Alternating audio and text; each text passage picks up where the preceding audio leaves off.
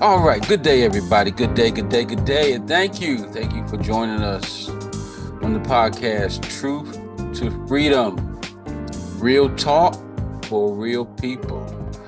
And we thank you for joining us today. My name is James Parker, and I'm joined by my co-host, Mr. Quentin Williams. How you doing, sir? Good. How you doing? Everything is well, sir. Everything is well. And for our people that don't know, Mr. Quentin is he's expecting a little bundle of joy. In fact, today is the due date, so Yes. we may have to cut this short if the little bundle wants to make its debut today. So, but we'll try to push through. But how you doing, Quentin? Everything's well today? I am doing well. How are you? Everything is good, sir. Everything is good. Um, So today's topic, people, we're going to talk about upcoming elections and our election officials. And again, this isn't a platform to bash the people that are running. I mean, we have our opinions about them, and I mean, we can spend a whole lot of time, dissecting them, but we really want to get information out there to the people to realize what are they doing and what do you need to do? Because these people are the ones that make the policies. And if you sit back and let these people make our policies, don't complain about the end results because it's too late. Once they voted into law and it passes through the little Congress and Senate and all that it does, for the inductor it to make it law and apply it to America, it's too late to say anything then. So we want everybody to be uh proactive, not reactive, because reactive is too late. So we want to be proactive. So what you looking at there, Quentin? What do you see out there in the political field? Just some of the recent headlines that have been going on. The Republicans that have been running, doing the debates. It seems most of them have dropped out. So Trump is looking like the front runner. Which is, Uh, yeah, which is odd. I don't understand. And the Republicans had quite a few people that I think would have been good. I don't know. It's really like I mean, we're on the outside looking in, but what would be your analysis of that? Because like Chris Christie, I would have thought he would at least hung in there till the end. But that one little thing that came out, he just happened to say why his mic was on, but I don't know why he let that deter him. But what's your analysis of that? I think that, and a lot of people have been saying it. Even some of the Republicans have said it that they don't believe anybody else is going to get Trump's voters. As long as he's running, then he's just got a certain segment of the population that are just going to vote for him. They're not going to go anywhere else.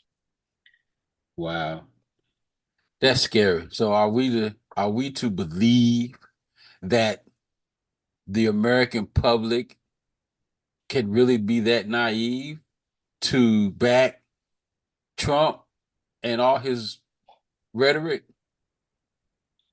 I think some of it is naivety, but I also think a portion of it is,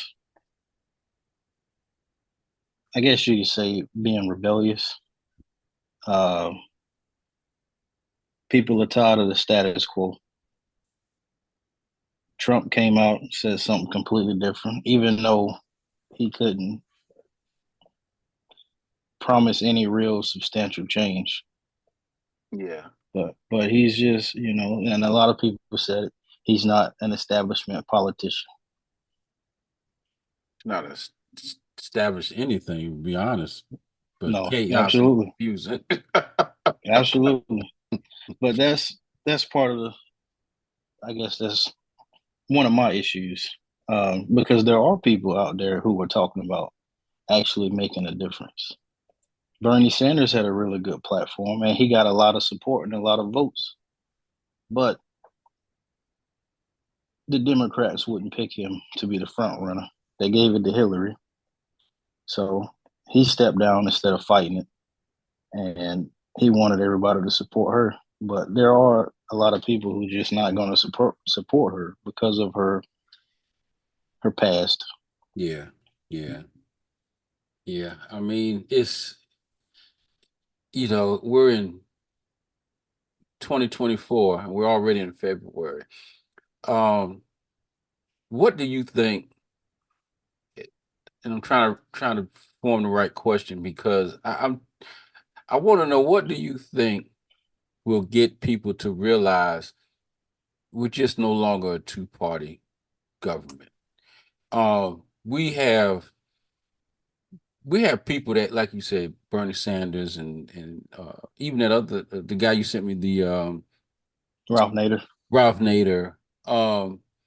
Which, by the way, thank you. That was very enlightening. I mean, I actually found some stuff about Ralph Nader that I had no idea of, but just to hear his conversation and how he views things and things that he's been involved in. But we're no longer a two-party uh society no more. I mean, I understand pay back in the day, you Democrats, Republicans, but at this point in time, we need, I don't know what do you think? Why people are not looking at the big picture that we need to start embracing new ideas, new suggestions of things that we need to do because we keep vote. That's what I don't understand too. We keep voting these same people in regardless. It's like, well, ain't nobody else to vote in, so we're just gonna vote them in. Same with Biden. I mean, don't get me wrong. I know you're just telling me we're going to vote Biden in until he's 90 years old because we just don't want to believe on nobody else. What you think is going to get people to realize to wake up? So I thought Trump would have, and I think a lot of people did wake up, but the media pushes his negative, like him. They focused a lot on him when he was in office, and like everything was about him. But the Democrats, so again, we'll go back and we'll say this: Joe Biden's whole campaign was that he wasn't Trump, and I think they're using fear to scare people. Mhm. So they have to vote for Biden because Trump is just this terrible person. I mean, he is terrible. Don't get me wrong, he is. But we can't just say, you know, I'm not Trump, so you got to vote for me, and that's it. Yeah, Because that happened, and now look at nobody likes Joe Biden's economy, and now Trump is like even more popular. right, right. And it's crazy. So Go ahead. this actually falls on the Democrats for not pushing a candidate that is popular that most people do want. Well, yeah. Well, then that just leads me to believe: are we all crazy? Are we losing our minds? Because uh, you you can't. It's like you got these two to pick from, and you just put them in a box, and then I guess you just let them fight like cats and dogs because even when oh God, what was his name? What was that guy from Texas um that was pushing he's a successful businessman out of Texas, Ross Perot. Yeah, Even Ross Perot with his ideas and things of that nature, but even he talks sense, and I mean some of his stuff actually did make sense from a business standpoint. But he was a true businessman, and so that's how yeah, he was looking at trying to incorporate in running America. But then they didn't even embrace him for some reason. I don't know why. yeah. I don't know a whole lot about him. I heard of his name, but I don't know. I mean,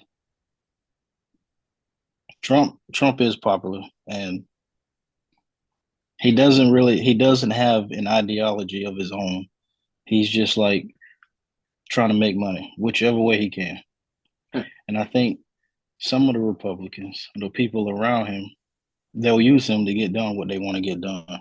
he presents virtually no challenge to somebody that does have an ideology, that has, you know, who is a politician. Yeah. So, and that's kind of what they did when he became president. It's just the people around him was pushing these things, and he just signed off on it.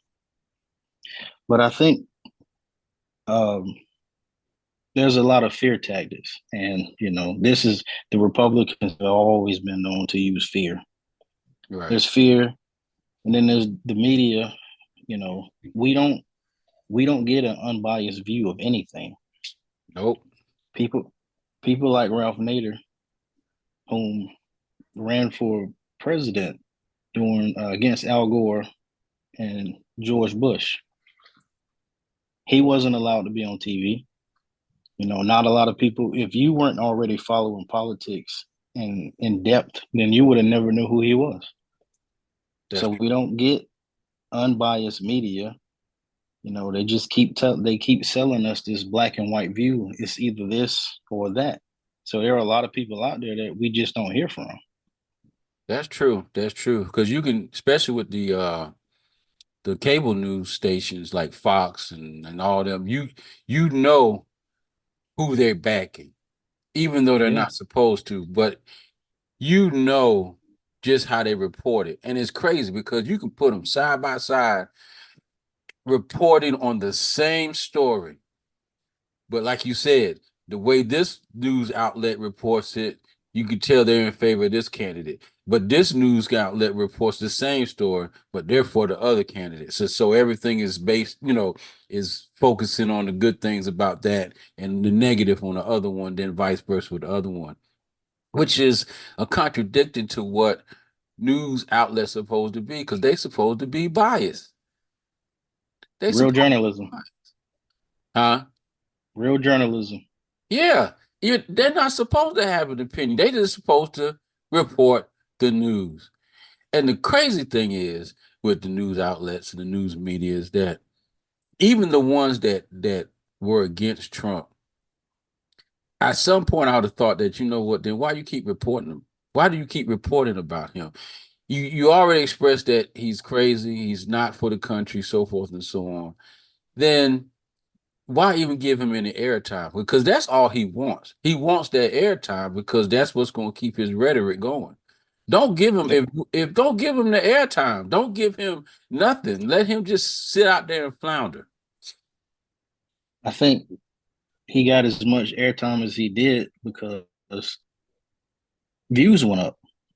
And ultimately, that's just what it's about. It's about views. There is no right or wrong. It's what is ever selling. And Trump, you know, he had ratings up for just about everybody. Yeah, I'm pretty sure. Yeah, everybody's revenue went up probably 400 or 500%, just to mention of his name. And everybody especially during COVID, because it was like, what is this fool gonna say next? You know what I'm saying? What is he gonna Yeah. say next? And here we are, you have the whole country captivated because every time they had a press conference, every channel was on it. And so here he comes talking about, hey, you want to get rid of COVID, drink bleach, something stupid. Yeah. And they took it from there, boy, and it just kept going, going, and going.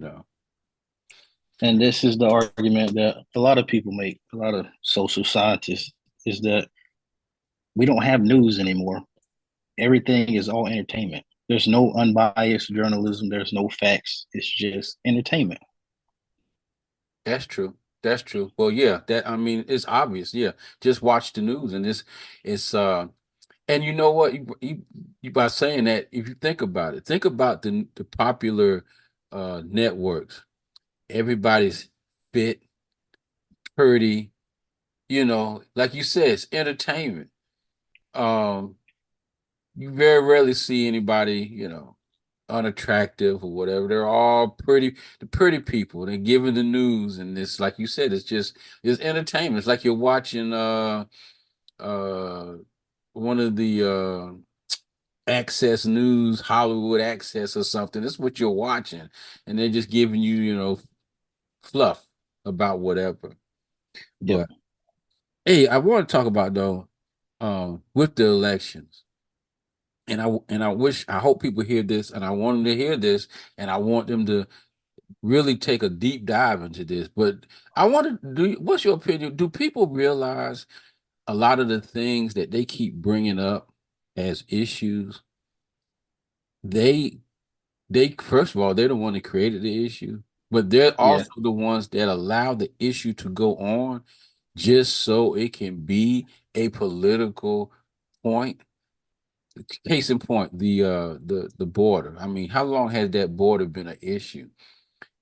By now, whatever they wanted to do with the border, regardless of who was in office, they could have done it by now. yep. Whatever they wanted to do, if they wanted to line the border with troops, if they wanted to just build this one long brick wall, whatever they wanted to do, by now they could have done it. But they don't because it's a political hot point. And then just soon as something comes up, all of a sudden that issue is brought back to life. Now all of a sudden they're showing masses of people, thousands and thousands of people are now marching to the border. Where was these people at before? You know, you had that one time, that one group that was surging up here, and then that kind of went away. Now all of a sudden, here they go again. They're marching to the border. And it's uh Biden's fault. And you got one guy that does a political commercial talking about we should impeach Biden for not protecting the border. Really? Really? This is what we should do. But I don't know. What's your thoughts? No, I agree with you. I think it is a political hot point, and that's why they're not. So if somebody actually solved an issue that they can't use it the next go around, it make people afraid, and they get votes because all they're doing is they're aiming at people who already think like that, and there's a lot of people that already think like that, and they're using fear.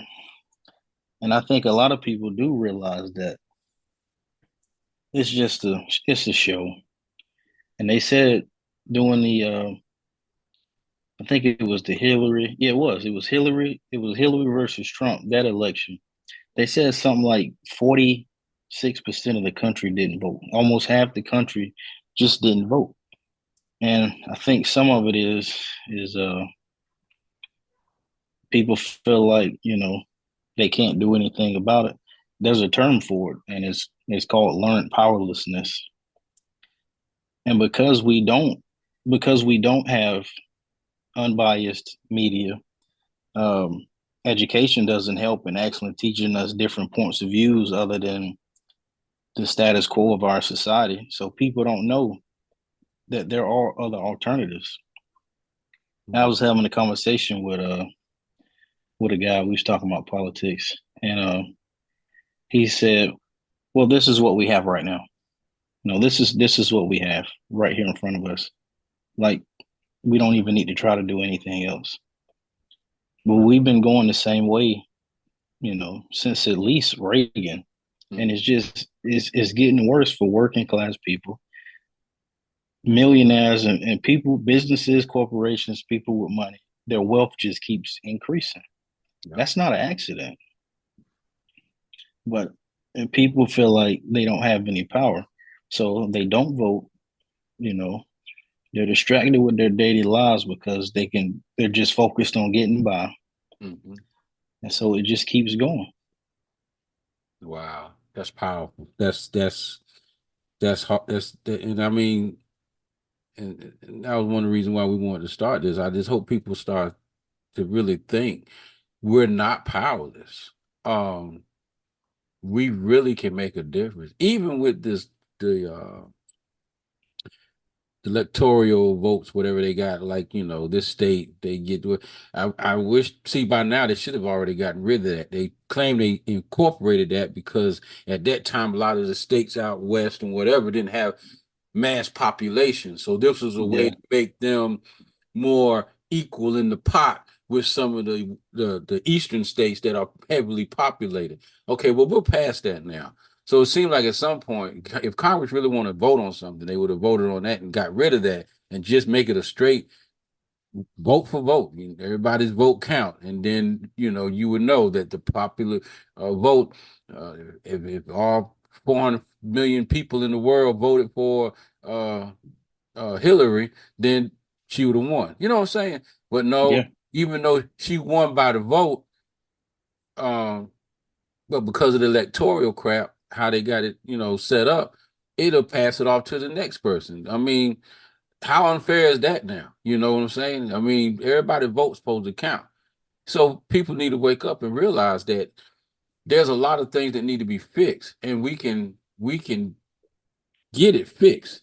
Our voices do count because I tell you, you let these people know that you get ready to vote them out of office, oh, you'll get what you want. And I think that's Yep. what we have to do. You got to tell these people, you know what? We're going with somebody else. We're going with somebody else because at this point, the political arena, especially when it comes to election, is so corrupt with money. Because we'll take the NRA. NRA, of course, they don't. Anytime anything come up about gun laws, whatever, they got their lobby people up there, boy. They hitting them offices and they're pumping that money.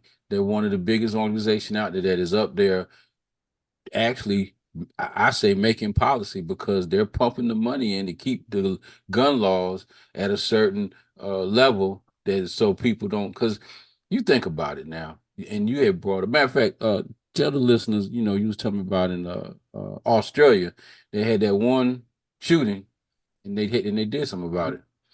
They had a mass shooting, I believe it was in the 90s, and it wasn't a whole lot of people that got killed, but the citizens and the government said that this will never happen again, and they banned all guns. They haven't had a mass shooting since. Just that simple. Just that simple. But yet we continue to have to listen about our children being, killed in school, and and it just continues to go on. So, when does it stop? And then the crazy thing is, just like I was saying with the border, they don't want it to stop because it becomes a political hot point about gun because now everybody's on TV talking about we have to do gun laws. We have to ban assault rifles. Okay, well, we've been talking about that for how long now? And we still ain't banned them. So what are we going to do? Because just like drugs, you already know how the drugs are getting in the country. If you want to stop the drugs, you can stop it.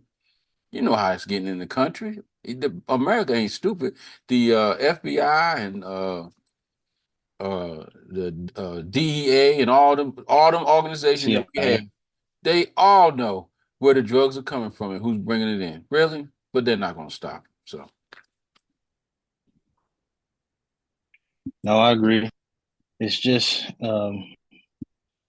like I know I agree with you. It's just it's a political issue, and it's just something they use to scare people and get them to vote whichever way they want them to vote for. because it's up to us to realize um, it's not like you said. It's not getting any better. And if you're middle class, listen to this. If you're middle class, you really need to get involved with your community, uh, wherever area you in, and get your people rallied because we're the middle class is taking the burden of everything because if you're not making enough, they got it where the threshold is just right there, and most people they're like they don't want to get into the middle class because they know that they're not going to get that assistance and they're not going to make enough to even do anything. So they continue to stay at that level. But then, like you said, the wealthy just keep getting wealthy. They're getting wealthier.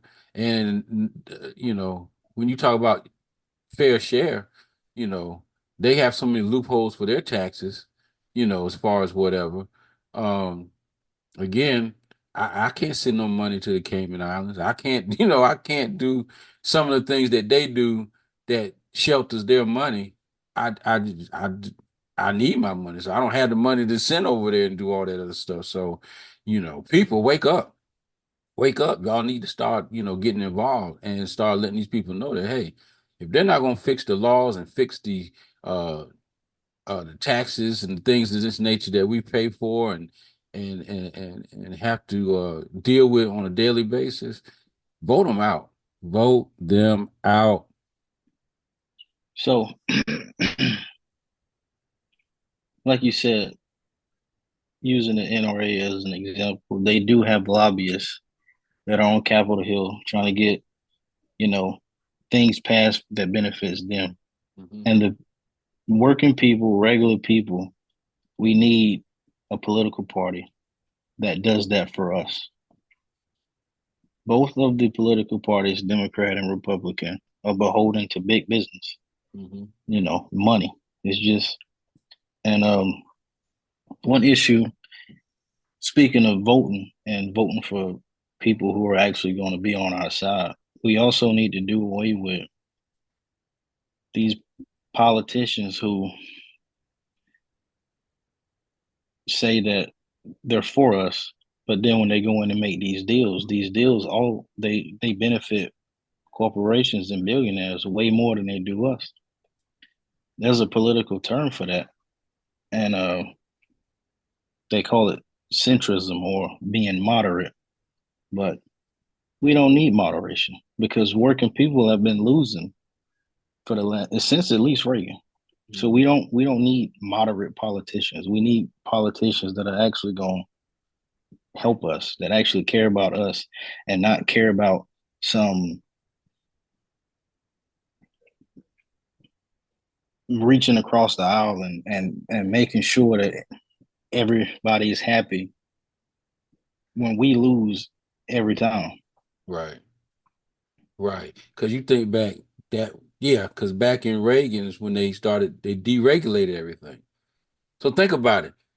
Before before they did all this deregulation and stuff, so with the banks, insurance companies, all that stuff, it was a cap. It was something to watch to keep them from being greedy because it's going to affect us. Because when business raise costs, it affects us. It don't affect nobody else. We're the ones that got to pick up the cost. So things were regulated, which made sense. But they got, like you said, they lobbied and got to them and got them to deregulate everything from the trucking industry, banking, everything that has some kind of regulation on it. They done took it away, and now look, everything don't run amok. I mean, think about it. With medical, you're not going to sit here and tell me that a 65-year-old person that has retired has to go back to work because if they go to get treatment for something, they're paying anywhere from 20,000. You know what I'm saying? They're paying this ungodly amount of money for medicine and things of that nature. Now they got to go back to work, all because we don't regulate these companies to keep them from getting out of control. So, what you think? No, I agree with you. I don't think healthcare should be for profit. Healthcare, housing, food, none of that should be for profit. That's a right that everybody has to, because you can't live without it. And speaking of um, having things for working class people, like programs, the New Deal was introduced by Franklin Delano Roosevelt during the Great Depression because the country was so poor and the people were desperate, weren't making any money. It was extreme levels of poverty. But enough people got together and organized and told the politicians that this is what they wanted. And that's exactly how FDR got those programs passed: Social Security, minimum wage, 8-hour workday. They got it passed because he increased taxes on the rich people. I mean, the country was so broke at the time, the government couldn't fund them. So he increased taxes on the rich people, and they got all this stuff passed for regular working people. And to this day, he was the most popular president in American history. He won 3 terms. And after he won 3 terms, that's when they put in that the president can only serve 2 terms. So it can be done. It has been done before. It's not impossible. Exactly. Well, now how ironic that you just said that he served 3 terms, and I guess he was such a threat. They said, "Oh no, we can't do this again." But yet, a congressperson can serve as long as he wants. You know what I'm saying? They don't. Do anybody see anything wrong with that? A president can only serve 2 terms, but a Congress can deal them until they die. Now, what sense does that make? I mean, they're rolling. I was watching. I just happened to come across. I think it was C-SPAN. Anyway, where they was, they showed Congress when they're in session and all this other stuff. I don't know what I was looking for. I just happened to go come across it. And I'm looking, and I think they was just getting started, or they was on break, whatever it was. They're pushing these people in wheelchairs, and some of them don't look like they're very coherent. And I'm pretty sure their aides are the ones making the decisions or whatever, man. I mean, these people rolling in, they didn't have no sense of where they were at or whatever. They just reeled them in, wheeled them over in their position. I'm thinking to myself, this guy was elected to vote and make policy, and he don't even know if he's here or not. I mean, and nobody, I don't get it, man. It's like America, wake up, wake up. I think so. They have polls that show that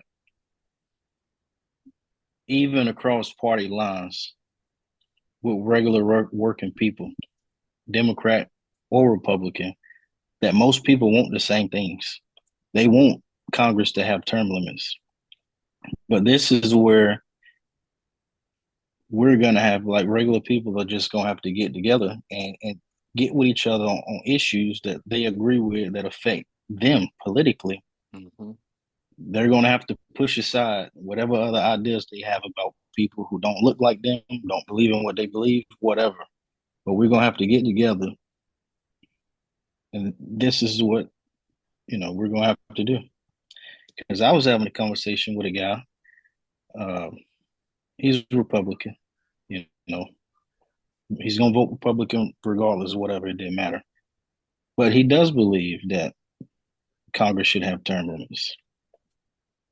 So we're going to have to stop getting distracted about what they put on TV, worried about what anybody else is doing, because that's how they get us. We're going to push abortions right now because it's going to distract people. Mm-hmm. Like, let all that stuff go, and we're going to have to get on the same page about Congress having term limits, or insulin being as expensive as it was until, was it Biden that dropped it, the cost of it? And when he did it, and it was just like, oh, y'all could have did this the whole time. You were so right, my brother. You were so right. So, audience, you got some planning to do. We want you to start meeting at your local level. Every area has a political party meeting, so forth and so on. But I wouldn't join in personally. I wouldn't join in with Democrats or Republicans. I think you need to branch off and just start from scratch. Start your own circle of same like-minded people.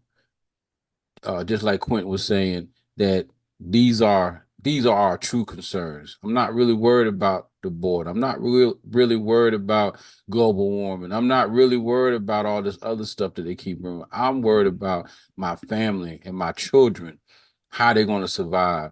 And so let's actually talk about and bring up to the forefront the actual problems we need to get fixed, and hold these politicians accountable. So we got some work to do, because like you said, it can be done. I think people just they're gonna have to put the work in.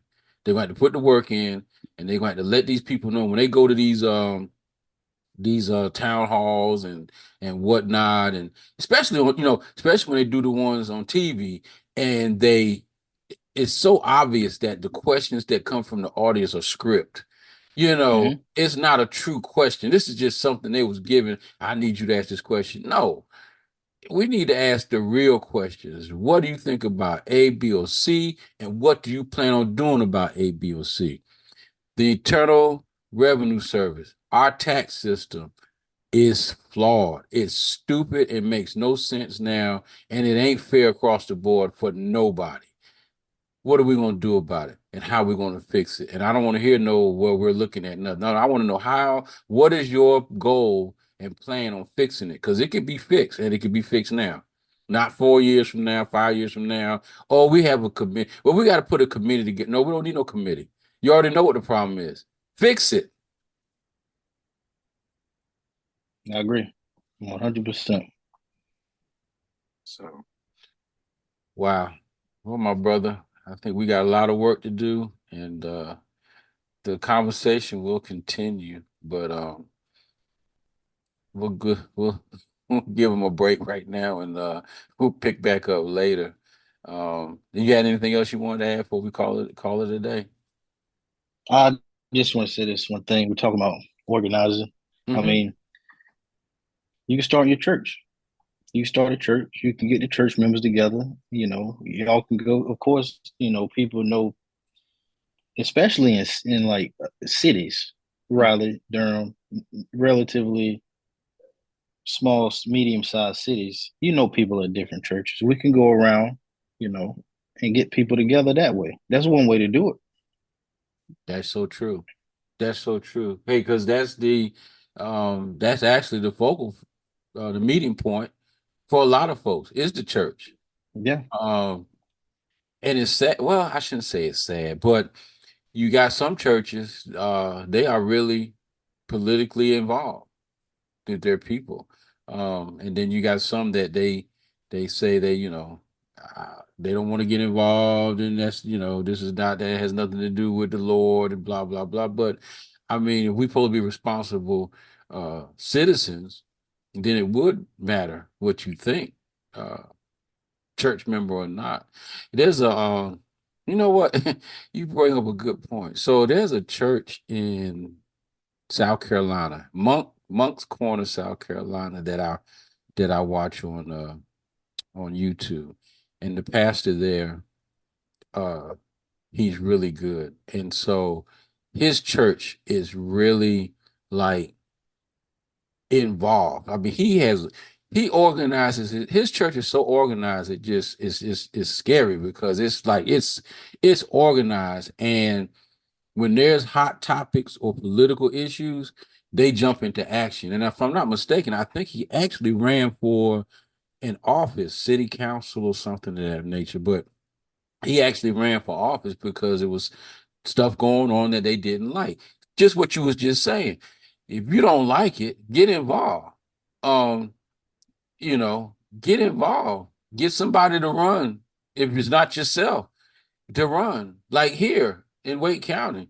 Um, the school board sucks. So I guess I need to run. But it's crazy. They suck. They really do. I mean, our school system, I'm sorry for using such a harsh word, but it does. It sucks because we have we have just dismantled education that I don't even know we even educating our kids. And the ones that really need to be educated are being left by the wayside, while those with money and influence get to take benefits of education. Because I can't see why somebody has to drive their kid all the way across the county to some charter school that they had to get on a lottery and hope they got picked to get their child just a decent education when there's a school maybe 2 miles down the street from them, and they can't send them there because if they send them there, they'll get lost and left behind.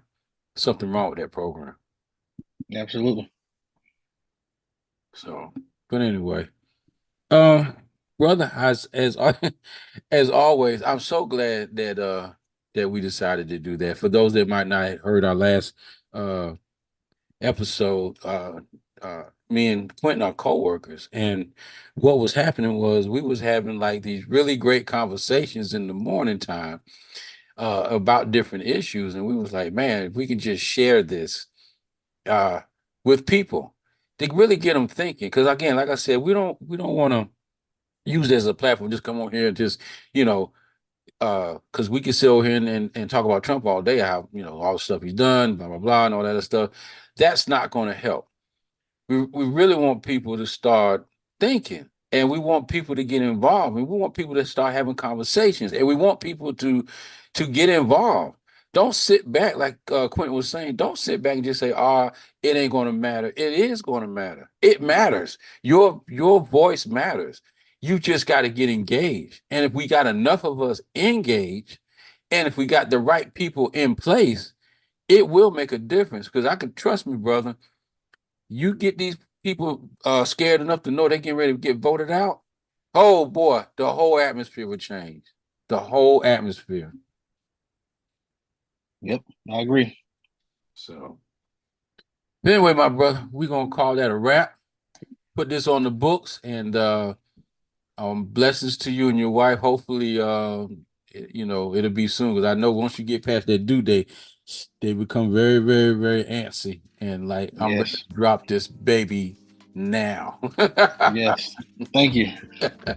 So, but blessings to you and your wife, and we'll look forward to the next episode. So until then, this is James Parker and my friend Quentin Williams. We thank y'all for joining us, and y'all have a blessed day. We'll talk to you soon. Later. Later, my friend.